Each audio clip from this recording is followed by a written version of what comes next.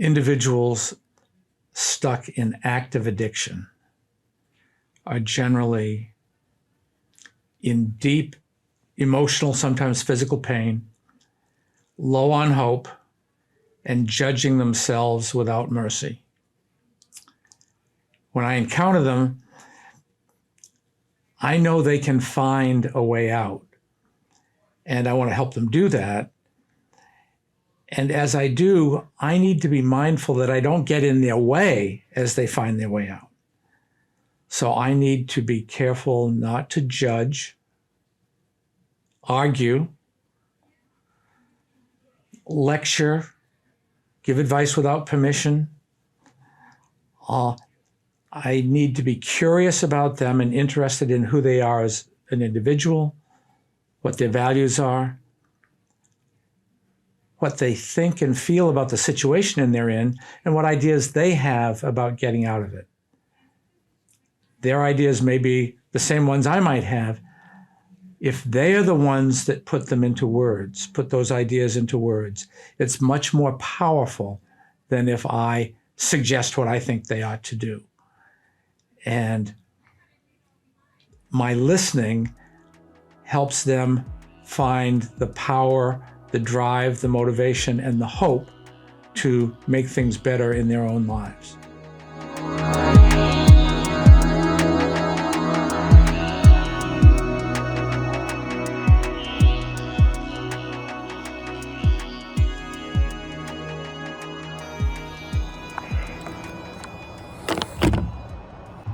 When I got home from the hospital, the first call I got was from a program designed to help people like me, first-time offenders, substance abuse offenders. And I didn't get the call. It was a voicemail, and the voicemail said, "Mr. Martell, this is so-and-so from so-and-so. I'd like to talk to you about your recent DUI and whether you're ready to start making some big changes in your life." And I thought, yep, right on. That was definitely the call I was expecting. And then I thought about it for 30 seconds or so, and I was like, wait a minute. Like, in what universe is it okay to call someone you've never met and ask them if they're ready to change their life? You know, like, I'm a grown-ass man. You know, I've got a pile of college degrees, you know, like I've got letters after my name like everybody else. But I now have 3 new letters, and there are 3 letters you don't want. And the person who made that call saw those 3 letters and decided they could talk to me however the hell they wanted. Not as a professional, for sure, because that's not something a professional says. I was something lesser than. And that was the first call from people who were supposed to help me. Yeah, that was a glimpse into my new reality. And boy, did that suck. When they treat you with this judgment and these assumptions, it's obvious.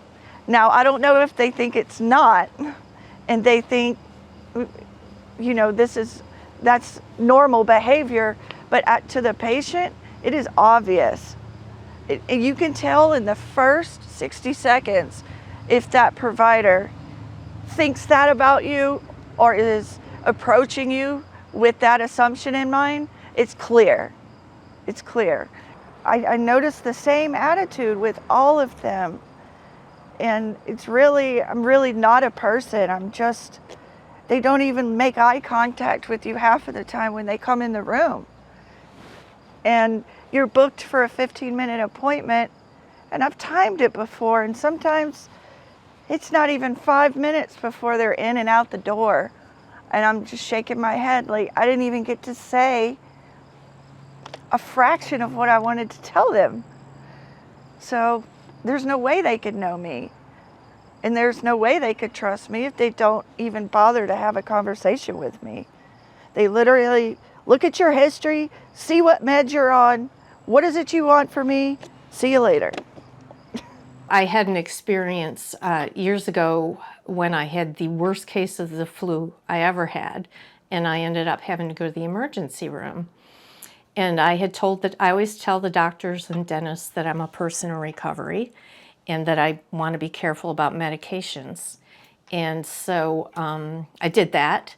And then toward the end of the visit, the doctor was writing a prescription for cough medicine. And I asked what it was because I wanted to be careful. And I asked again, and the physician's assistant left the room to ask the doctor, and then came back in and said, it's okay, there's no alcohol in it. And to me, that wasn't the problem. It wasn't whether or not it had alcohol in it. It had to do with how that medication would interact with my own metabolism that might be risky for me as a person in recovery. So I think that there's a lot that we have to do as people in recovery to advocate for our needs and to help educate our partners. When I was a young professional and I wanted to hurry up and help people and do something, and solve this trouble, I was taught it's okay, you're already helping just by listening. And so that's a gift, right? To know that I don't really have to hurry up and fix this emergency in people's lives.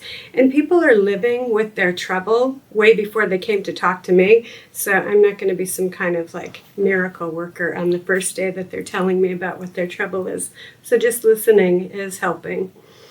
When I'm listening to people is that I arrive with all of my own narratives and my own stories. So when I'm hearing stuff, I'm hearing it through the lens of my experiences. And it's a little bit of work to let go of that and to stay curious and to stay present in with just what's happening to them. And the questions that I ask are also part of the listening that I get to do, right? If I'm asking questions that are closed-ended, then I'm not going to get as much information to hear. I'm not going to hear as much information. And so questions that I ask often are, what's your mood, right? When we ask people, how are you? We get answers like fine or tired. How's your mood invites a different kind of an answer. Another question that I often ask when we're talking about trouble is that, what were the messages that you grew up about this trouble? What were the messages you grew up about addiction? And what were the messages that or stories that you heard in your childhood about mental health care or going to therapy or recovery? The recovery world has changed a lot in the last certainly the last 10 or 15 years.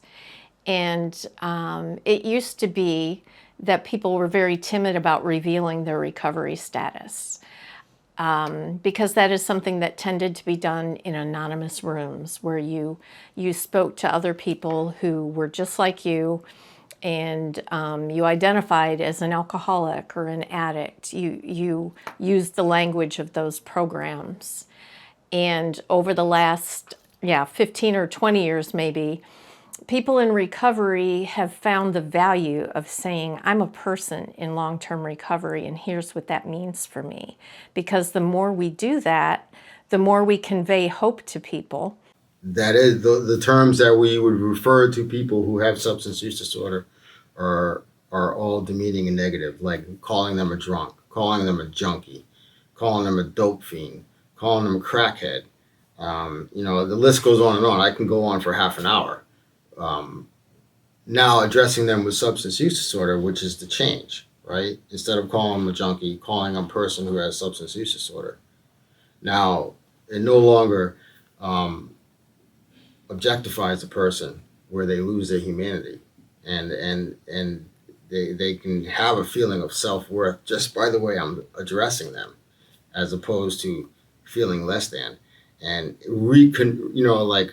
reinforcing that stigma of being a loser because they have this disease. That's not the case. And just a simple change of language expresses that. One of our special programs is the emergency department coaching program. And that has just been marvelous because our coaches, who are people with lived experience, are working alongside nurses and doctors and counselors. And they're helping to create an awareness of what it means to be a person in recovery. And they're examples of how to support people who are struggling with substance use. And it's just been amazing to see because our medical partners tell us that it's very hard to avoid being burnt out because you tend to see some of the same people over and over again, and you just don't understand why they won't simply do what you suggest. And it's simply not that easy. These laboratory animals that are now dependent on opioids, they have the freedom to self-administer, hit a lever and self-administer opioids. These laboratory animals are exposed to the opportunity to socialize with other laboratory animals. And that opportunity to socialize with other laboratory animals results in a diminishing of their self-administering drugs and a change in their behavior, a marked change in their behavior, this opportunity to socialize. When that opportunity to socialize is blended with a mild electric shock, a pain, a punishment, those laboratory animals will isolate, they will revert back to like not socializing and revert back to self-administering drugs. That mild electric shock is equal or tantamount to what we call stigma in our world.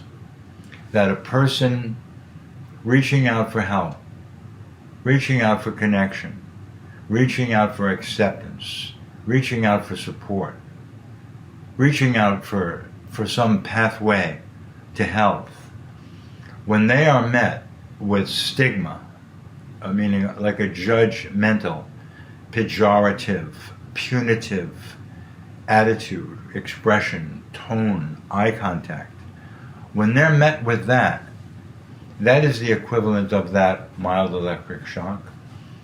And people with addiction will isolate, resume languishing in the shadows. Their drug use will increase, and they may be lost forever.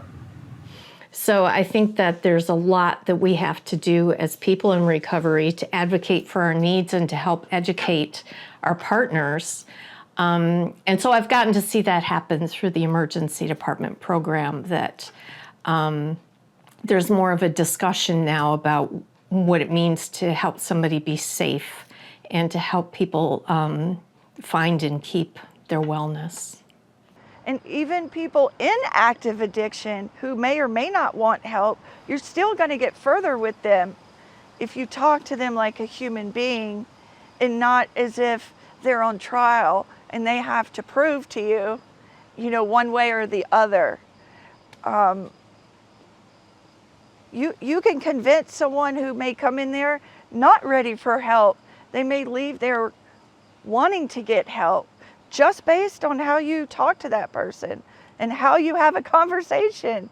That may be all it takes. The next call that I got was from the officer that arrested me, who I didn't remember because I was blacked out when I had my accident, and I needed to sign some paperwork for the citation. And when the officer got to my house, he came in, he shook my hand, he said, "Hey man, how you doing? You look good." And that was the second time he saved my life. The first time was when he sent me to the hospital after my accident.